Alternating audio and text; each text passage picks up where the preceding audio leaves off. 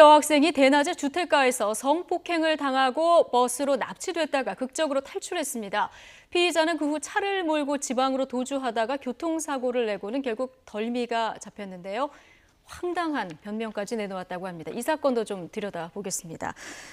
자, 양 변호사님, 지금 성폭행을 하고 그것도 모자라서 버스에 태워서 납치까지 하려고 한 건데 어떻게 대중교통을 이용해서 납치를 할 생각을 했을까요? 정말 저도 참 황당하기도 하고 예. 그 시간 동안 이 피해 여학생은 얼마나 공포에 떨었는지 그러니까요. 모르겠다는 생각이 들고 아마 범인이 계속해서 흉기로 위협을 했었기 때문에 차마 뭐 어떤 도와달라는 그런 구조 요청을 네. 중간에 못했던 것 같은데 예. 다행인 것은 이제 버스가 남양주 쪽으로 가다가 중간에 휴게소에 잠깐 들렀던 예. 겁니다. 거기서 이제 범인이 먼저 내렸고 그 순간을 이제 여학생이 놓치지 않고 운전기사 쪽으로 달려가면서 살려달라고 외쳤고 그거를 보고는 바로 이제 범인이 도주를 한 거죠. 피해 소녀가 용기를 내서 이제 다가가서 결국 그렇습니다. 예. 더 큰 일은 피할 수 있었던 그런 상황이군요. 근데 승객들은 전혀 몰랐을까요?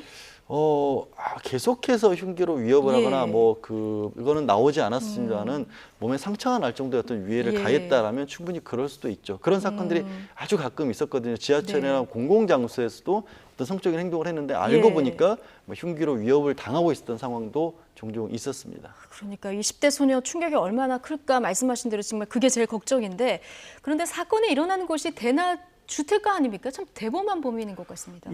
아예 이제 사는 곳은 다른 곳인데 예. 지역인데 서울에 있는 주택가에 일이 찾아왔었고 네. 이 여학생 같은 경우는 오전 수업 마치고 나서 옷을 갈아입으려고 집에 들어가는 예. 길이었다고 합니다. 그러니까 전혀 일면식도 없는 상황에서 그냥 특정 장소만 골라서 예. 범인이 기다리고 있다가 네. 이 여학생을 이제 흉기로 위협해서 몹쓸 짓을 한 거죠. 그렇군요. 근데 이 피해자는 아버지 차를 타고 이제 도망을 가다가 잡혔어요. 사고를 내서 덜미가 잡혔다면서요? 그냥 강원도까지 가서. 무작정 사실 이제 이 다행히 피해 여성이 달아난 이후에 아버지 그러니까요. 집으로 가서 아버지 차를 몰고 나와서 이제 차량을 가지고 이렇게 신속하게 예. 이미 버스에 CCTV나 이런 것도 있었기 때문에 네. 경찰에서 추적을 시작을 하니까 예. 강원도 쪽으로 계속해서 도망을 가다가 마침 예. 또 사고까지 일으켰다면서 속초까지 갔던 그러니까요. 거예요.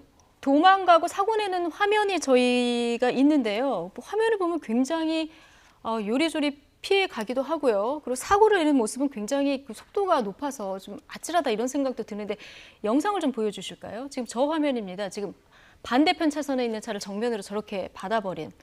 지금 어떻게 된 거냐면요. 미시령 쪽으로 이제 강원도 쪽까지 갔다가 네. 앞에 신호대기를 하는 바람에 차들이 쭉 멈춰선 거 아닙니까? 예. 그러니까 중앙선을 넘어와서 그 중앙선을 계속 질주하다가 다른 쪽에서 신호대기하고 있던 차량을 그대로 정면에서 들이받고 예. 들이받고 한 100m 정도 내려서 네. 다시 다른 차를 훔쳐서 타려고 시도를 했었습니다. 예, 그러다가 예. 그게 여의치가 않으니까 도주하다가 이제 경찰에 그대로 검거가 된 그러니까 그런 계기입니다. 또 다른 차를 훔쳐서 달아나려다가 아주 끝까지 달아나려고 하다가 결국은 잡혔는데요. 아까 그 사고가 난 차량 있잖아요. 그 차에 좀 2명 정도 타고 있었던 것으로 알려지고 있는데 지금 상태는 어떻다고? 그 중에 한 합니까? 사람은 지금 또 중태인 걸로 알려져서 이게 그렇습니까? 사고를 정말로 더 이중으로 예. 피해자를 낸 셈이 됐죠. 네, 그렇군요. 자, 다시 그 사건 시점으로 돌아가서요. 그 남양주 쪽에 이제 이 피의자가 살고 있던 그 집 쪽인 것 같은데 이 끌고 가려고 했던 이유에 대해서 왜 납치를 했냐 물어봤더니 참 그 답변이 가관이더라고요. 정말 이해할 수 없는 예. 거죠. 자신의 집에 가서 이 범인이 스스로 굉장히 어떤 성적인 그런 게 있어서 네. 그걸 자신이 자제를 못했고 예. 이 부분에 대해서 사과를 하기 위해서 집으로 데려가려고 했다는 겁니다. 사과를 하려고 집에서 그냥 그게 네. 뭐 전혀 상식적으로 이해가 안 가는 얘기고 그러니까요. 그거는 뭐 더 해봐야 됐지만 사실은 보다 추가적인 어떤 범행 목적으로 이 여학생을 납치하려고 했다고 보는 것이 더 상식적이 맞겠죠.